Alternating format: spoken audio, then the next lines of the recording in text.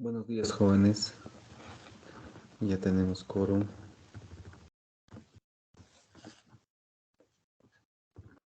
Buen día, doctor.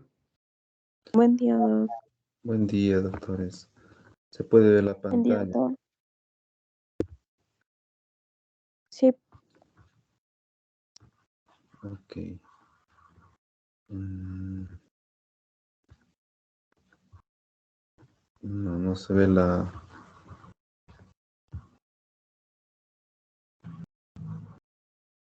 No, no nos está viendo, ¿no? El puntero. el puntero no. Sale Univalle en un fondo azul. Ok.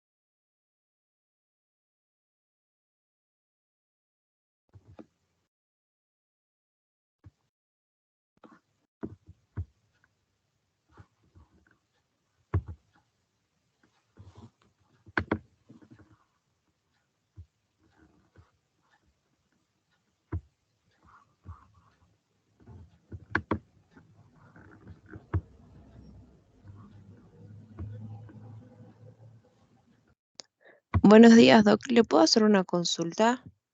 Dime.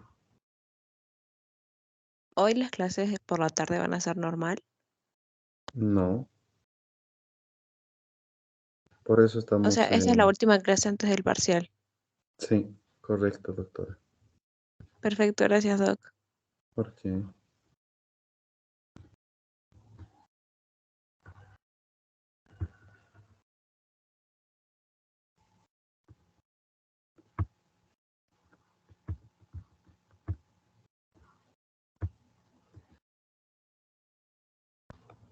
Doc, o sea, hoy día también vamos a hacer los ejercicios.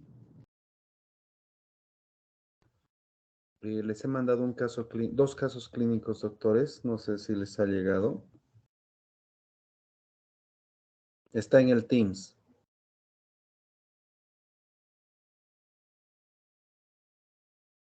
Hola. ¿Revisaron? El que dice ir a caso clínico, Doc. Sí. Sí, está ahí. Está ahí. Bien. Pueden leer esos casos clínicos. Son dos. Uno al principio incluso tenían como tarea uno. Y el otro pues es solamente para analizar, ¿no? Y tienen que analizarlo. ¿Ok? Sí, Doc, está bien. Casos similares van a ingresar al examen. Bien, se puede ver, ¿no? La pantalla. Sí, Doc. Bien, vamos a avanzar uno de los, por no decir la primera complicación, la primera causa de enfermedad renal crónica en el mundo, ¿ya? Que tiene a pacientes en diálisis, pues es la nefropatía diabética, ¿no? Es una complicación de la diabetes, es una complicación microangiopática que es progresiva, irreversible cuando se instaura y se caracteriza por microalbuminuria, proteinuria y disminución continua del filtrado glomerular, que obviamente sin una intervención oportuna por el clínico, por el médico, va a terminar en insuficiencia renal crónica terminal. Por lo tanto, acá lo que tenemos que saber es una complicación Doctor, disculpe. microangiopática, ¿sí? Disculpe Sí, por interrumpirlo. Doctor, yo tengo examen de medicina legal y voy yendo en este momento a las 6:45.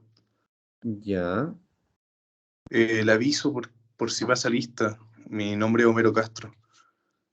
Y ya tengo... perfecto, mira. No llego. No te preocupes, no te preocupes. Ok, Gracias, está doctor. bueno. Nos vemos. Gracias a ti. Bien. Los que tengan examen, pues me mandan un mensajito por el chat, doctores, y pues yo les voy a considerar, ¿ok? Bien, representa la primera causa de insuficiencia renal crónica terminal en países industrializados. 30% de ellos son diabetes tipo 1 y del 10 al 20% eran diabetes tipo 2. Generalmente los tipo 1 se han mantenido hoy en día, pero los tipo 2 se han incrementado, llegando incluso a superar a los tipo 1. Es la segunda causa de muerte en pacientes diabéticos, superada solamente por una de las complicaciones macroangiopáticas también de la diabetes, que es la cardiopatía isquémica. Si nosotros vemos la historia natural de la insuficiencia renal crónica y de toda enfermedad crónica, pues vemos al individuo con aparente estado normal de la salud, pero es donde nosotros acá en el estado aparentemente normal tenemos que hacer un screening de factores de riesgo, en este caso de enfermedad renal crónica, ¿no? Pero no solamente, si se aplica a todas las enfermedades crónicas, pues tenemos que hacer un screening de todos los factores de riesgo, ya sea cardiovascular o metabólico. Si ese riesgo se incrementa, pues ahí ya va a empezar a reducir lo que es, obviamente vamos a tener que reducir los factores de riesgo y obviamente va a alejarse el daño. Pero si no, lamentablemente, pues este riesgo se va a incrementar y puede aumentar el riesgo para el daño renal. Acá, como no hemos disminuido el riesgo, no hemos identificado los factores de riesgo, pues ya se ha producido el daño y es donde hacemos el diagnóstico y empezamos al tratamiento, y el tratamiento irá dirigido a evitar la progresión, ya dependiendo la condición metabólica o enferma del paciente. Acá ya empieza a haber una disminución de la tasa de filtrado glomerular con las complicaciones que trae consigo el estadio en el que se encuentra el paciente, dependiendo la tasa de filtrado glomerular. Se la clasifica del 1 al 5 y enfermedad renal crónica considerada por debajo de 60 ml minuto en un tiempo mayor a 3 meses, ¿no?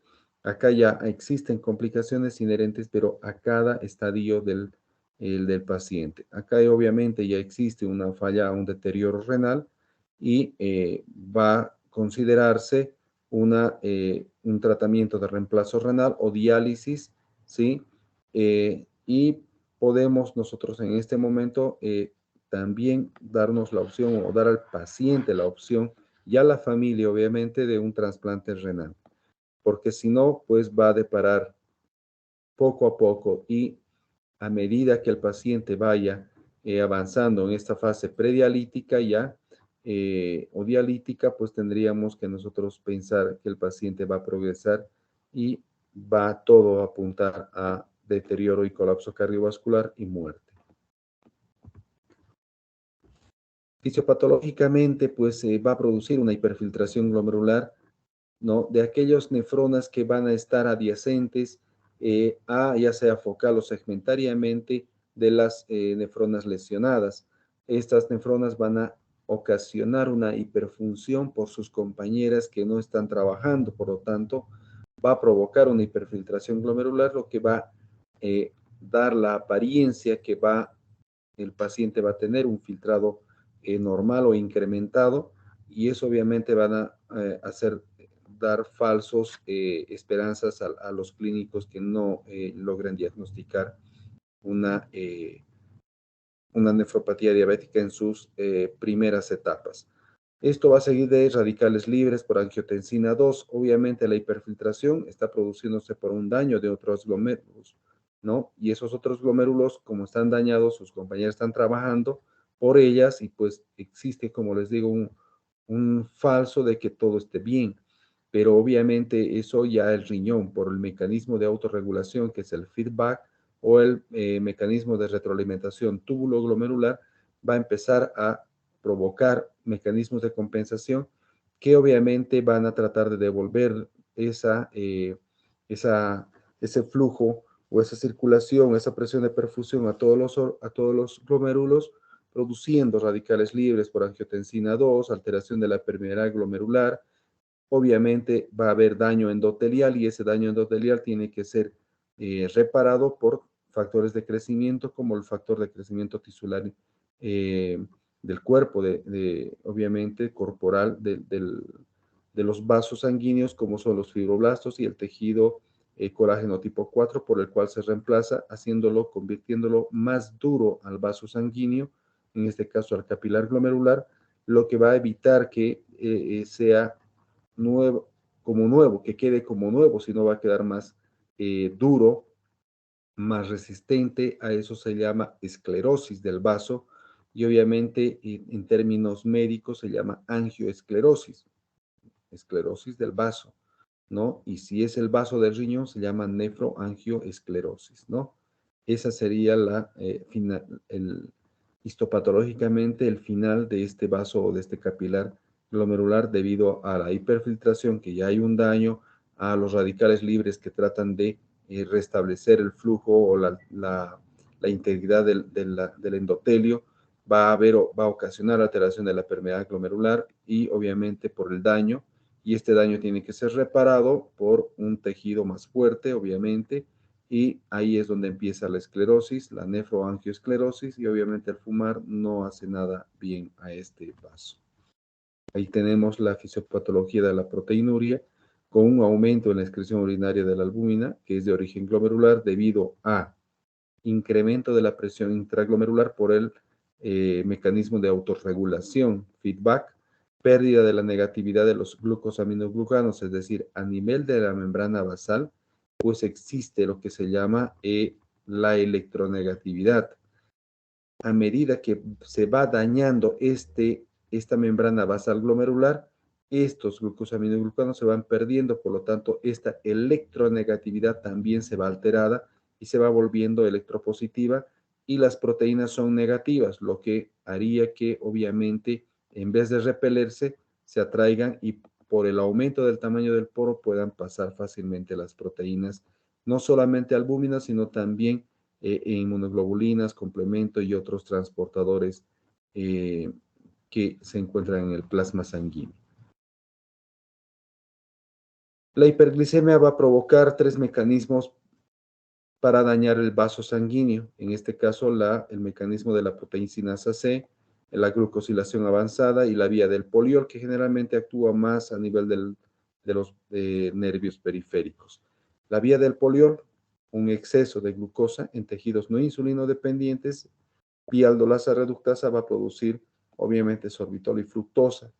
Estos dos van a ocasionar una deshidratación a nivel del nervio, lo que va a ocasionar alteraciones de la mielina, lo que va a ocasionar alteraciones de la sensibilidad, o sea, de la conducción del estímulo nervioso, y se va a traducir como disestesias, parestesias o hipostesias a nivel del nervio periférico. Nosotros obviamente eso lo vamos a ver como una polineuropatía o una mononeuropatía, y obviamente si es por glucosa en el diabético. Alteran también el metabolismo energético celular, es decir, a nivel de la mitocondria, que es el responsable de darle el ATP a este nervio, y obviamente eso va a ocasionar alteraciones de la conducción, ¿no? Y el estímulo, ¿sí? Por el mecanismo de la proteincinasa C, esta va a incrementar la actividad de las células del músculo liso y las va a sensibilizar a sustancias vasoconstrictoras y factores de crecimiento. Ya, si esas sustancias vasoconstrictoras va a aumentar la resistencia vascular, lo que va a incrementar la presión arterial, pudiendo provocar elevación de la presión arterial.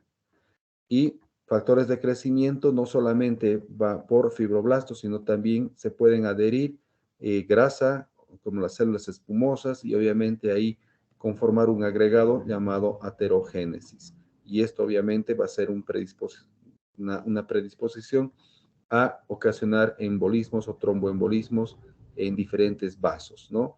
Ya sea a nivel renal, ya sea a nivel cardíaco, ya sea a nivel cerebral, provocando lo que se llama, obviamente, las claudicaciones en pacientes diabéticos. Por lo tanto, eso tenemos que ir a cuidar, porque acuérdense que una de las complicaciones es el pie diabético y obviamente va a provocar todo esto.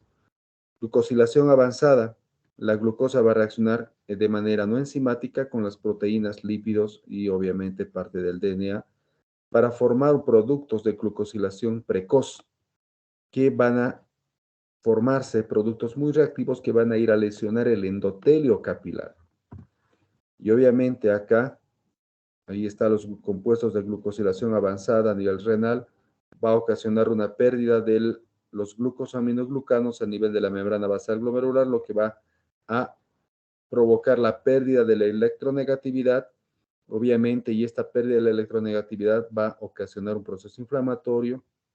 Bueno, es ocasionada por un proceso inflamatorio que va a aumentar el poro de membrana y va a ocasionar el filtrado de proteínas. El tejido tiene que tener un tejido. Si hay daño, tiene que haber un tejido de reparación. Por lo tanto, va a haber un estímulo para la síntesis de matriz, lo que va a provocar una expansión del tejido mesangial, y obviamente eso va a provocar que se genere precursores de colágeno, y en este caso un colágeno más resistente. Ya debido a ese incremento de la permeabilidad va a proliferar fibroblastos, va a ocasionar síntesis de matriz, efectos procoagulantes. Por lo tanto, en estos pacientes generalmente hay que pensar en anticoagulación profiláctica, ¿ya? Y obviamente todo eso va a ocasionar que el tejido se convierta duro, menos distensible, y a eso se llama esclerosis. Obviamente aquí participan no solamente radicales libres, factores de necrosis tumoral, interleuquinas, ¿no? Que van a depender mucho de la producción de macrófagos o de células endoteliales porque el daño obviamente es a nivel del endotelio capilar.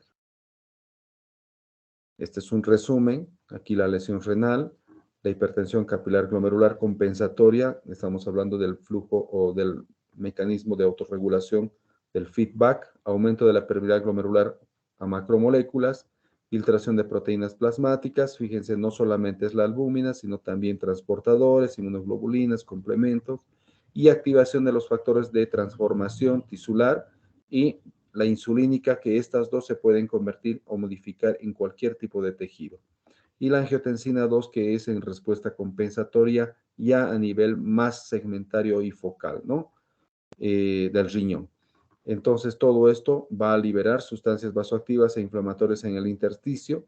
Esto va a ocasionar liberación de citoquinas y factores de crecimiento para reparar el endotelio, lo que va a proliferar los fibroblastos, va a provocar esclerosis y atrofia estructural, y obviamente ya no va a ser el mismo vaso, sino ya no va a ser más distensible, ya no va a tener la misma capacidad de intercambio de productos, por lo que va a ocasionar una esclerosis, y eso obviamente, si se van sumando los glomérulos, va a ocasionar una lesión permanente del riñón, llamada insuficiencia renal crónica, y a medida que progrese, se va a hacer terminal.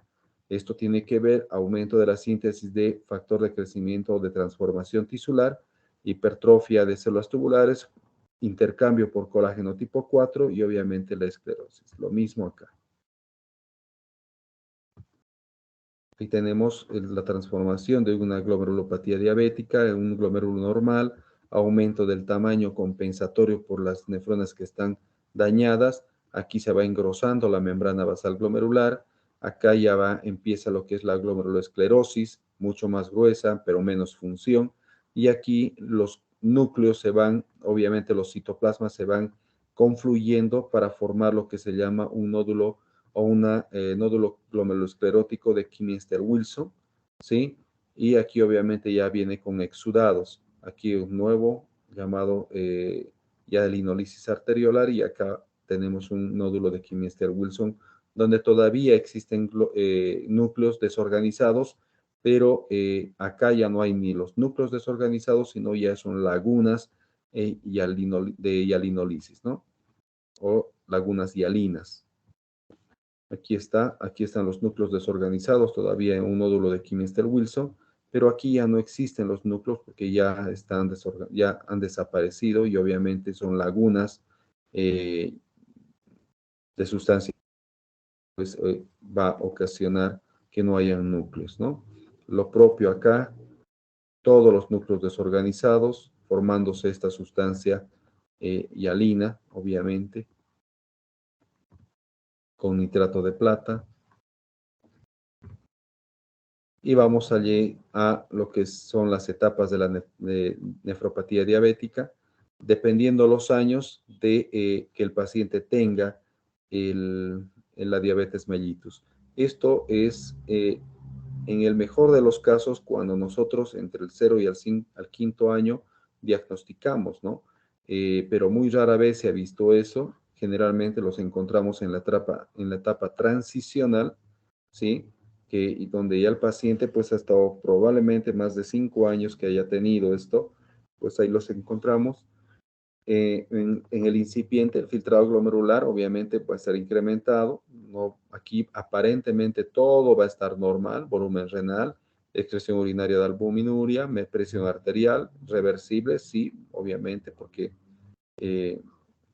no vamos a tomar muchas cartas en el asunto, y es donde nosotros deberíamos identificar los factores de riesgo en y obviamente actuar oportunamente hace que esta etapa sea reversible, ¿sí? Si no los diagnosticamos en esta etapa incipiente, pues en la transicional todo va a ser similar. El filtrado glomerular aparentemente va a estar bien, pero generalmente va a estar incrementado por la hiperfiltración y compensación. Volumen renal incrementado, va a haber microalbuminuria. Acá ya existe un dato, un criterio para hacer el diagnóstico de nefropatía diabética. La presión arterial va a estar incrementada o a veces normal, dependiendo la basal del paciente. Con que suba un 30% de la basal del paciente de su presión, ya vamos a poder considerar que sí ha habido un incremento de la presión significativa, ya, y eso lo tenemos que saber. No solamente es diagnosticar 140/90, ya, si se ha incrementado más de un 30% de su valor basal, pues ahí tendríamos que valorar ese incremento considerable de la presión arterial, y para el valor basal del paciente, pues es un incremento importante.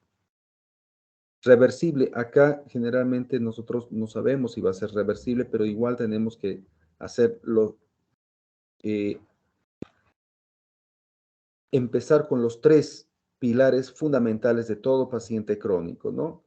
Hemos dicho la educación, hemos dicho mejorar la calidad de vida, que es a través de los cambios del estilo de vida, y obviamente la medicación que se va a dar al paciente, ¿no? Acá no sabemos si es reversible o irreversible, pero nosotros tenemos que hacer todo lo posible porque si es bien reversible, pues sea reversible. Si no es reversible, pues tenemos que evitar que progrese esa enfermedad, ¿no? Porque si no, ya la etapa clínica, pues obviamente el filtrado glomerular va a estar disminuido, ya el volumen renal va a estar disminuido, la excreción urinaria de albúmina, pues va a haber una proteinuria manifiesta, la presión arterial va a estar incrementada, va a ser hipertenso el paciente por mecanismos de compensación activados permanentemente, y obviamente no es reversible, por lo que ya han pasado entre 10 a 15 años, y si ha bajado la tasa de filtrado por más del 50%, pues ya estaríamos con una considerable, con un considerable daño de la función renal. Dependiendo del estadio que lo encontremos, pues puede ser del 1 al 5, y para que sea crónico tenemos que pensar en menos de 60 ml minuto en un tiempo más de 3 meses. La microalbuminuria es el primer signo de daño renal, predice la nefropatía manifiesta, muy importante. Macroalbuminuria, marcador pronóstico de insuficiencia renal crónica terminal, detectable en tiras reactivas, pero se tiene que hacer la determinación cuantitativa. Las tiras reactivas lo hacen cualitativa, solo te dicen si hay macroalbuminuria, ¿no? Pero tenemos que ir a cuantificar para tratar de darle un valor, porque hoy en día tenemos una clasificación en base a la albuminuria, no a 1, a 2, a 3, que lo vamos a aprender en enfermedad renal crónica. Cuando nosotros detectamos a un paciente con diabetes mellitus, tenemos que hacerle el test de albuminuria, ¿no? Y obviamente hay que, si es que lo diagnosticamos, pues hay que seguir el tratamiento, y en cada visita podríamos nosotros darle o hacerle un test de microalbuminuria. Pero si no hay, pues hay que repetirle cada año, ¿no? Para estar alertas a cualquier cambio, ¿no? En la diabetes tipo 1, a partir del 5º año del diagnóstico, la tira reactiva nos va a mostrar signos de proteinuria, hematuria o infección de vía urinaria, que podría ser un agravante o un precipitante. En caso de ser negativa, hacer la búsqueda de microalbuminuria, esto obviamente cuantitativa. Búsqueda de microalbuminuria, en 2 de 3 resultados positivos en un periodo de 3 a 6 meses hacen el diagnóstico de nefropatía diabética. Vamos a ver esto, que tenemos que hacer 3 pruebas y 2 tienen que ser positivas. Esto vamos a ver con el test o el flujograma para diagnosticar nefropatía diabética. Aquí tenemos que ver la excreción urinaria de albúmina, ya sea normal, la normal es menos de 30, ¿sí? O en una muestra pequeña que nosotros tomamos, que se llama minutada, menos de 20. Generalmente no la hacemos mucho esta, pero algunos clínicos la piden, ¿no? Generalmente hacemos en una licuota o en una orina de 24 horas. Microalbuminuria de 30 a 299, y obviamente en corrección igual. Es importante esto porque es cuantitativa, no es cualitativa lo que hacen con las tiras. La albuminuria clínica, si es mayor a 300 miligramos, ya sea en 24 horas, en una orina de 24 horas o en una licuota, que es cuando has orinado todo tu orina, y obviamente es más de 300, estos doctores son criterios para derivar a un paciente a un segundo nivel o a un centro especializado donde exista un especialista, ¿ok? Cuando usted está en primer nivel, vamos a ver nuevamente acá que si nosotros tenemos una albuminuria clínica mayor a 300, ya tenemos que mandar al paciente a un centro especializado, o a un segundo nivel o a un tercer nivel, dependiendo cuál tengamos, el nefrólogo o un internista. ¿Ya? Es importante, sí, detectar si es positivo 100%. Ahora, ojo, ya, ojo, que tenemos que nosotros descartar causas que nos puedan invalidar este resultado, ¿sí? Porque existen causas que pueden invalidar y darnos un falso positivo, ¿ya? Como paciente que ha hecho ejercicio extenuante 72 horas, que haya tenido relaciones sexuales, que que esté con fiebre, que esté con una enfermedad concomitante descompensada en el momento del diagnóstico, que el paciente está embarazada, que generalmente pueden darnos falsos positivos en este caso, ¿no? Tenemos que descartar estas pruebas. Aquí está el test de microalbuminuria. Si es que es negativo para albúmina, pues repetirá un año. Si es que es positivo para albúmina, hay que invalidar condiciones que puedan darnos falsos positivos. Y si hay estas condiciones, trate o espere hasta que se resuelva, repita el test para microalbuminuria. Obviamente, si es que no hay una condición que la invalide, pues hay que repetir el test de microalbuminuria 2 veces más en 3 a 6 meses. Y si 2 resultados de 3 salen positivos, el diagnóstico está de nefropatía diabética, a iniciar tratamiento, y el test hay que hacerlo en cada visita para ver si está respondiendo al tratamiento o no.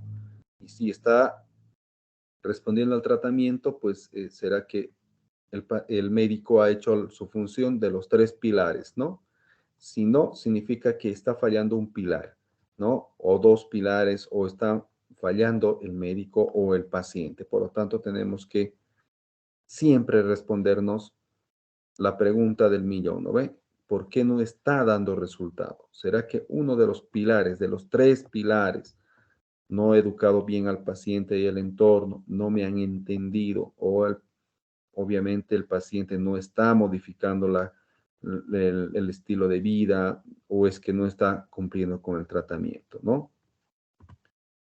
Significado de la microalbuminuria, pues aquí todo esto significa microalbuminuria. En resumen, es esto: disfunción endotelial. Eso significa, doctores, la disfunción endotelial va a tener consigo muchas complicaciones, y es esto lo que se daña, ¿ya?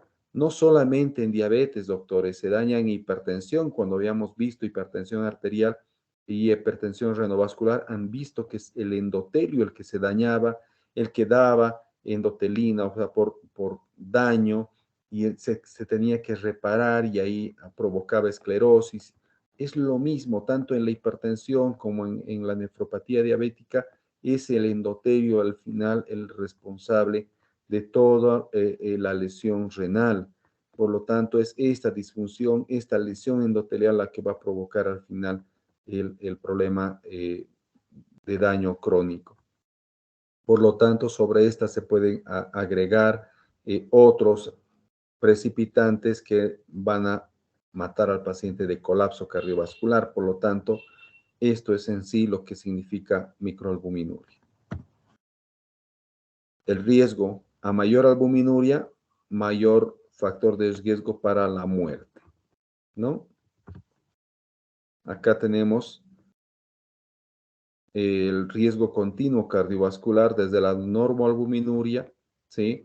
La microalbuminuria, que va seguida obviamente de hipertensión, cambios estructurales, cambios funcionales. Los cambios funcionales van a estar permanentemente, pero los cambios estructurales se van a ver a partir de que el paciente ha tenido ya una persistencia de la lesión, ya, o del factor que ha precipitado la lesión, y obviamente ya va a aparecer microalbuminuria, ¿sí? Ya sea la diabetes o la hipertensión.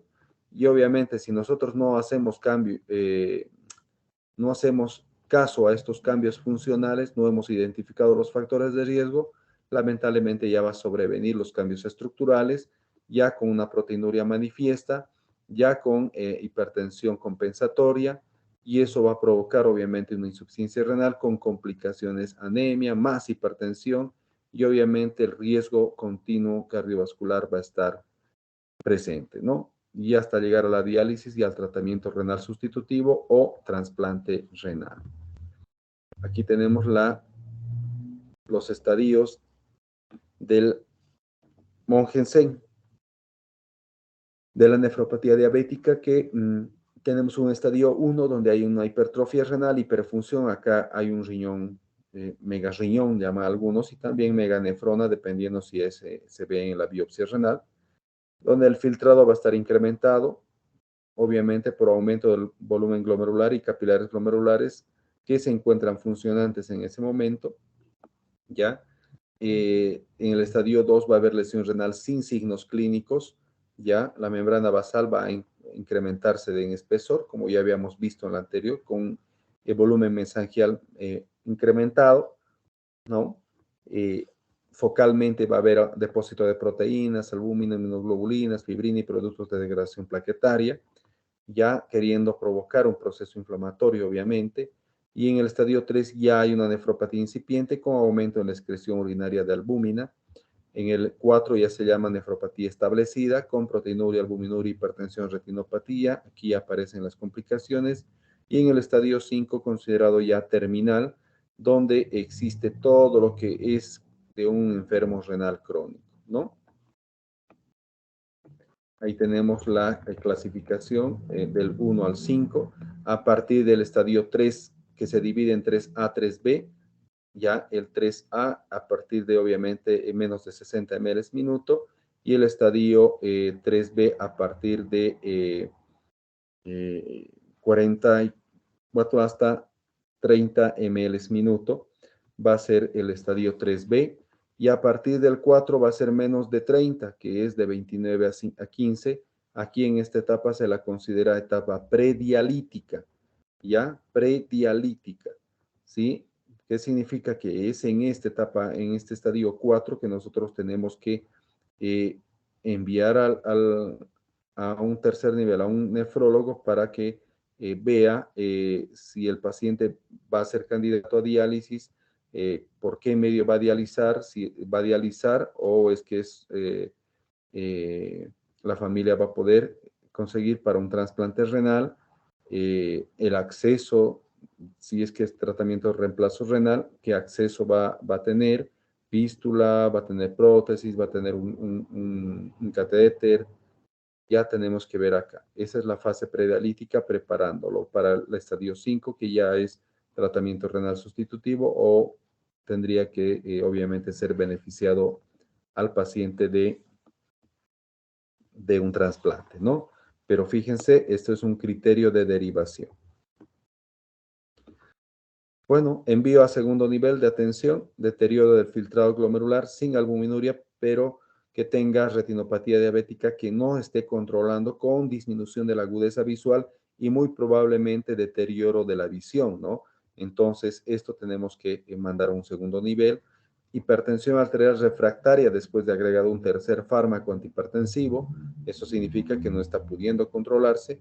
¿Ya? Paciente en que un segundo fármaco en dosis máxima no logre reducir la excreción urinaria de albúmina.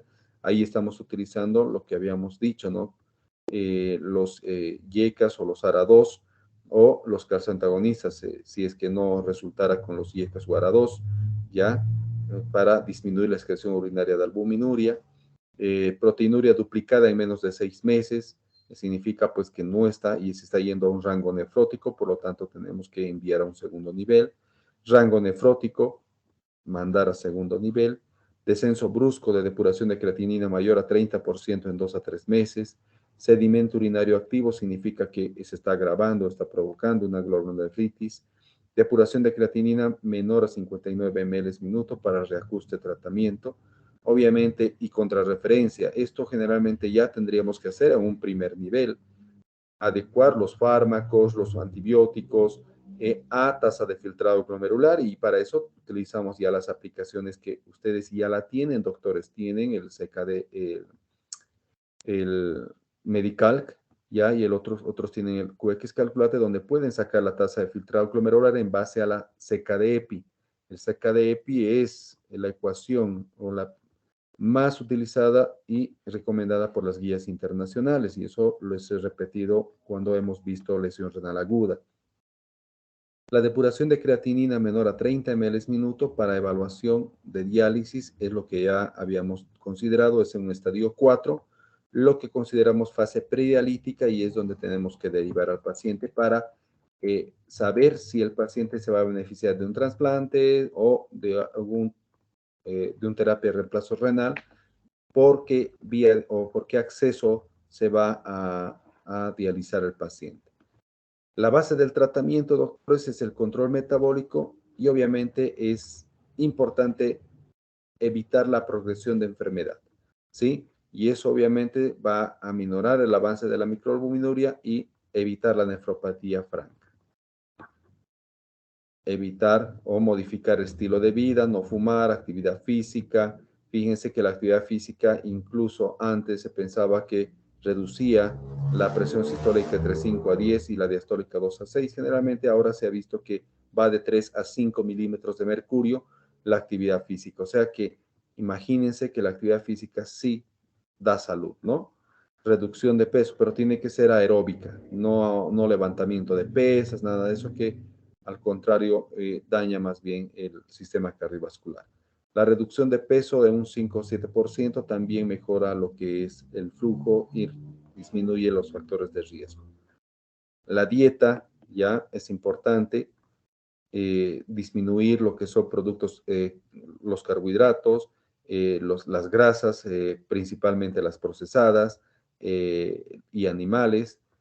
Se ha visto que pues mejorando el consumo de pollo y pescado, que son proteínas animales bastante tolerables, y restringiendo la sal, evitando lo que son comidas rápidas, pues eso va a mejorar lo que es el funcionamiento del músculo vascular, ¿sí? La restricción de sal es importante porque disminuye lo que es la presión arterial. No solamente eso, también disminuye el volumen, lo que también disminuye la presión arterial. También disminuye lo que es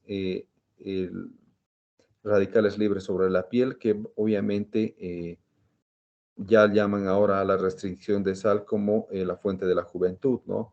Si consume uno menos sal, pues dice que envejece menos. Entonces, esto ya es un boom en las mega compañías, ¿no?, de belleza, shampoo sin sal, cremas que no tengan sodio, y todos estos que ya están en su boom ahora, ¿no?, en belleza. Entonces es importante, obviamente, evitar carbohidratos, grasas, exagerar en fruta y verdura, tratar de consumir alimentos que tengan omega 3 o ácidos grasos que pues no sean acumulables, más bien que sean antioxidantes, y obviamente verduras, ¿no? O sustitutivos de la carne de res, que ahora utilizan la soya y otros granos, ¿no? Las metas de la dislipidemia, pues el LDL tiene que ser menor a 100, el HDL mayor a 40, a 50 en mujeres. Algo recomendable para subir el HDL es pues emocionalmente estar estable, tratar de hacer ejercicio, y es lo que, o cualquier actividad en base a baile, actividad en movimiento, pues el HDL aumenta.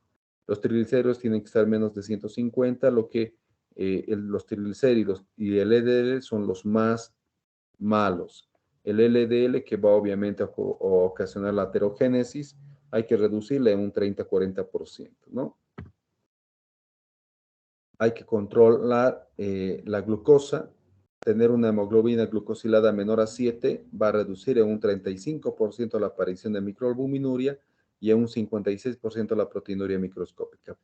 Pero, ojo, en estos pacientes que tienen tendencia a la hipoglicemia, hay que tratar de evitar que sea menor al 7%. porque va a tender a la hipoglicemia, entonces hay que tenerlo un poquito más arriba. Eso lo vamos a ver en enfermedad renal crónica. En etapas avanzadas con enfermedad renal crónica terminal, el control glucémico va a ser poco determinante, sí. ¿Debido a qué? Debido a que pues el riñón es el que produce la enzima que pues va a degradar la insulina, como es la insulinasa. Esta insulinasa pues en el paciente renal crónico va a estar disminuida, por lo tanto la insulina no se va a poder degradar y va a seguir circulando en la sangre. Si tú le pones una dosis de insulina en un paciente renal crónico, muy probablemente que siga circulando y hay que tener mucho cuidado de que no te ocasione hipoglicemia. ¿Listo? Hipertensión arterial, el objetivo en diabetes mellitus es mantener al paciente con diabetes mellitus e hipertensión menor a 130/80.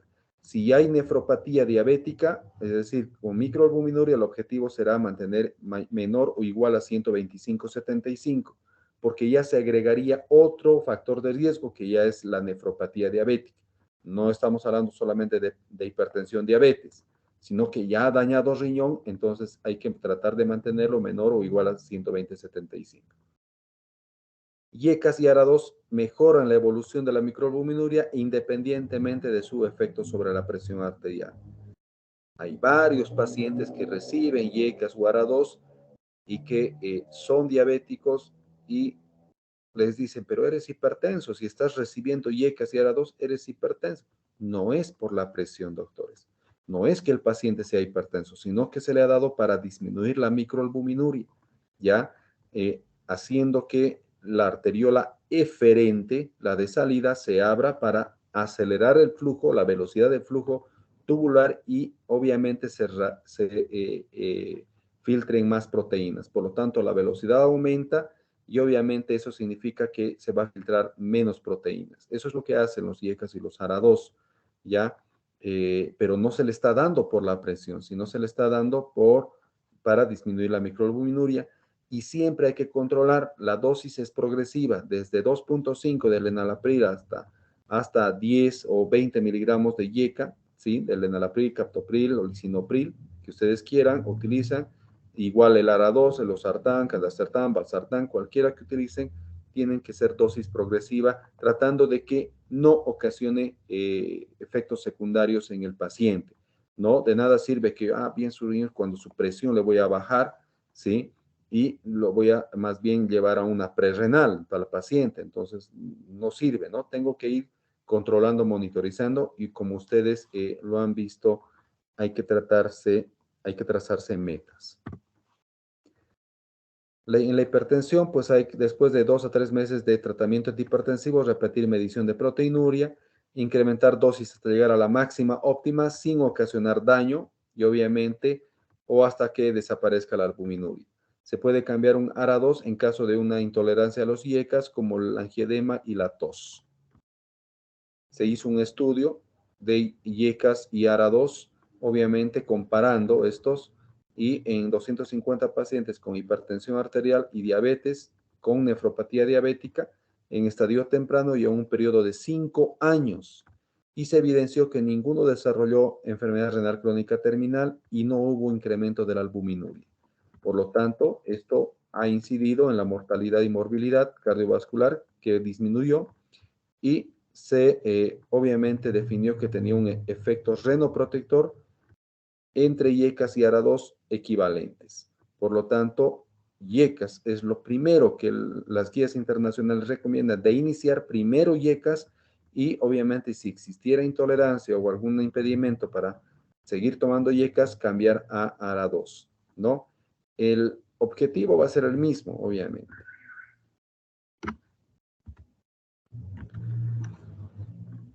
Bien. Mientras yo voy llamando lista, por favor, alguna duda, alguna pregunta, pues estoy abierto, doctores. El examen ya está hecho. Hoy en la noche yo lo envío a la doctora para que lo impriman, pues y puedan ustedes dar el examen. Está bastante sencillo, doctores. Lean los casos clínicos analicen los casos clínicos. Cualquier duda, doctores, sobre los casos clínicos, yo voy a responderles en el Telegram. Pueden analizarlo, ¿ya? Yo les voy a responder en el momento que, pues, si tengo tiempito ahí, les voy a dar una respuesta o les voy a poder colaborar. Atentos, por favor, a la lista.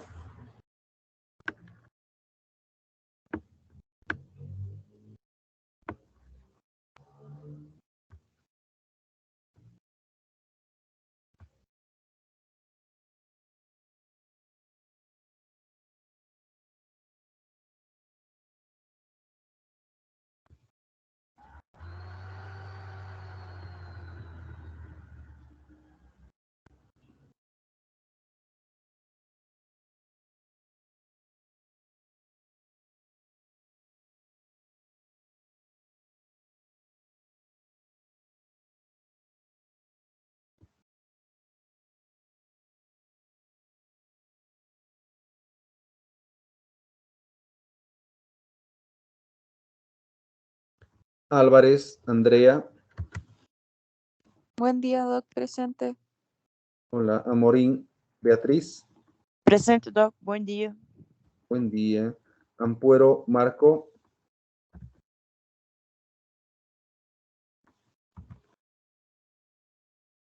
Arancibia, Camila.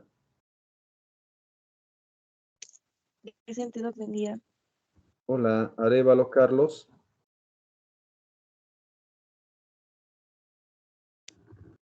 Camila Arzabé. Doctor de Amparo, presente, disculpe. Ok, No se me prendió. está bien. Perdón. Arzabé, Camila.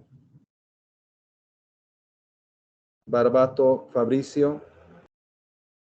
Presente, doctor. Buenos días. Barbato. Sí, doctor. Presente. Hola. Caso. Estefanía. Caso. Castro. Doctor Castro le pidió permiso, fue a dar su parcial. Ah, Homero, sí, sí. Está bien. Estefanía, te he puesto presente porque te he visto yo en el chat. Y Doc, creo que no puede activar su micrófono. Sí, sí, sí. Estaba presente, yo la he visto. Do Amaral. Presente, doctor. Buenos días. Hola. Dos Santos. Juliana está con Doc, permiso. Dos Santos está en parcial también. Sí, sí, está con permiso, sí. Me hablo. Encinas, Fernando. Fer. Escobar, Esther. Presente, doctor, buenos días. Buen día, doctora, ¿cómo estás? Brian, Farfán. Presente, Doc. Buenos días. Buen día. Fernández, Marco Antonio.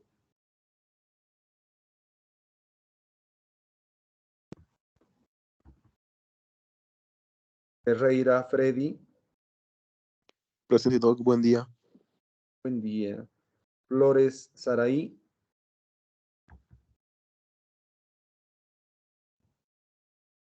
Flores, Belén. Presente, doctor, buen día.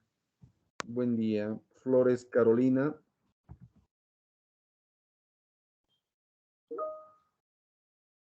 Carolina.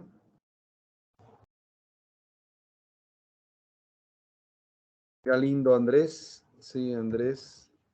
Ok. Gamboa, Noelia.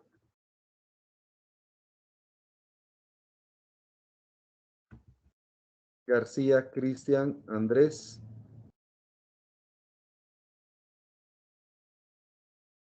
Hinojosa, Graciela. Presente, doctor.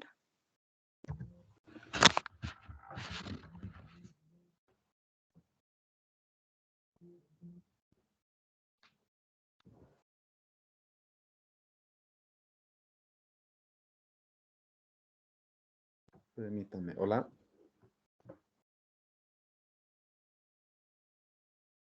Hola, ¿cómo estás, Ale? Dime.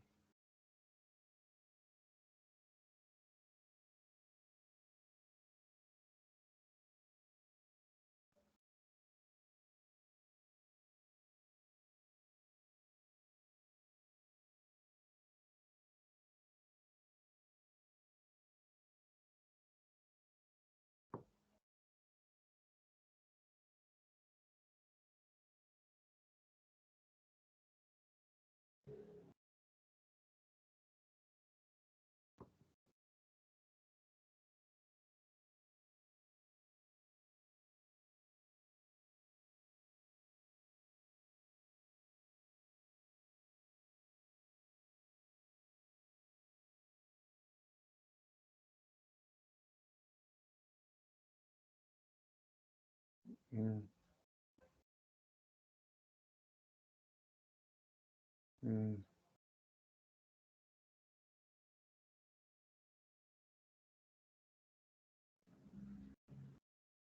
mm, Pásale 2 hipertrozas más. Yo creo que es la hipoglicemia que ha hecho el paciente, pues, por el proceso séptico, ¿no? Y yo creo que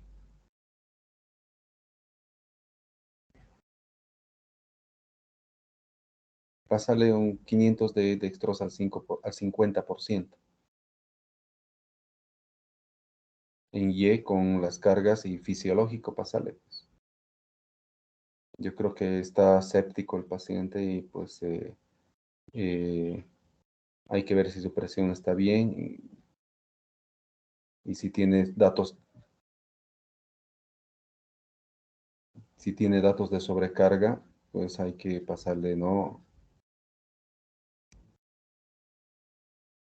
Ya habría que aspirarle, ¿no? El tubo endotraqueal. Aspírenle, ¿no? Con un poquito de fisiológico. No, es que lo que tienen que hacer, no. ¿Cómo han aspirado? ¿Han pasado 5 cc de fisiológico? Tienen que pasar por el... Hay que hacer, es que eso tienen que saber. Se infiltra ahí al tubo endotraqueal, se pone un 3 cc a 5 cc de fisiológico y empiezan a aspirar, porque a veces se obstruye y provoca telectasias. Ya. Chao, chao.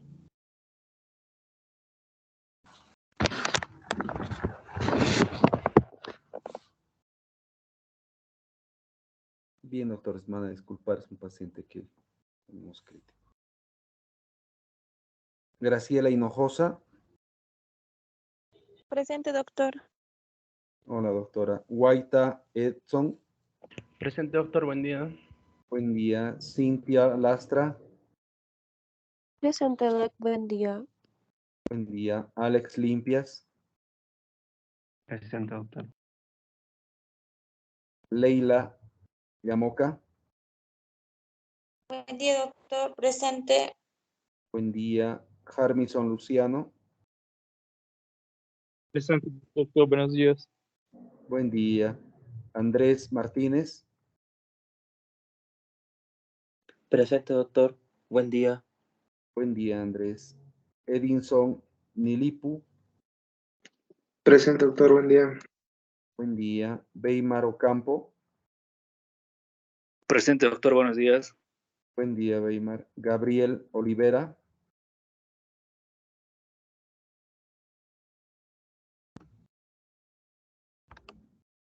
Pérez Vanessa.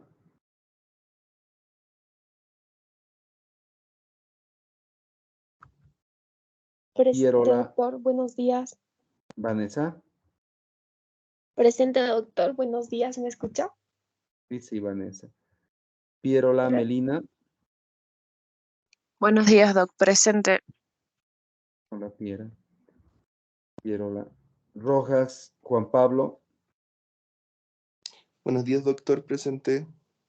Hola, Pablo. Carlos Javier Salgueiro. Buenos días, doctor. Presente. Buen día, Carlos. ¿Cómo estás? Sarmiento Janet. Presente, doctor. Buen día. Buen día, Janet. Sharifi Mohammad.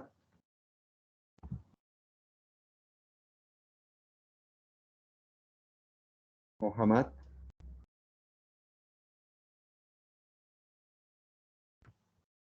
Luciana Soria. Presente, doctor. Buen día. Buen día. Taboada Cristian. Presente, doctor. Buen día. Buen día. Terceros Natalia. Doctor, buen día. Buen día. Ignacio Vargas. Presente, doctor, buen día. Buen día, Ignacio. Valesca Vargas. Presente, doctor. Buen día. Buen día. Kiara Vilches. Kiara, tiene permiso, Kiara. Villagra Fabián.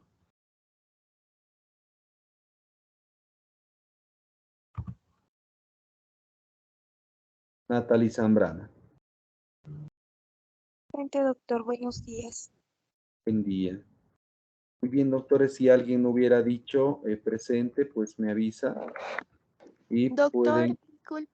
Sí. Caso presente, por favor. Castro. Caso, Estefanía. Sí, te he puesto acá. Estabas en...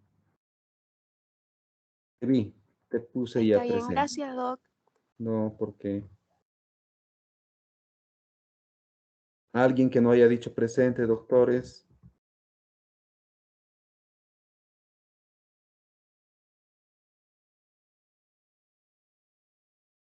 Bien, esto yo lo puedo, los que estén con examen o algo me escriben, por favor, para que les pueda tomar consideración. Los que tienen examen me avisan, por favor, por el chat, para que yo esto lo pueda considerar hasta la noche. ¿Listo? El examen, doctores, son 6 casos clínicos, no son más. Ya son 40 preguntas. Y, por favor, todo lo hemos visto. Ya quisiera que lean detenidamente todo lo que es de selección múltiple. Está bastante fácil. Son cosas que hemos hablado, hemos repetido, ¿ya? Y lean primero los casos clínicos, por favor. ¿Listo? Los 2 últimos que les he mandado, pues, uno tienen para resolver, ¿ya? Y el otro es analizar. Analicen, por favor, y vean. Cualquier duda estoy presto en el chat. ¿Listo? Que tengan buen día. Éxito el día lunes. Gracias, doc. Hasta luego. Gracias, Gracias, Hasta doctor. luego. Hasta Hasta luego. luego, Gracias. doctores. A ustedes, gracias.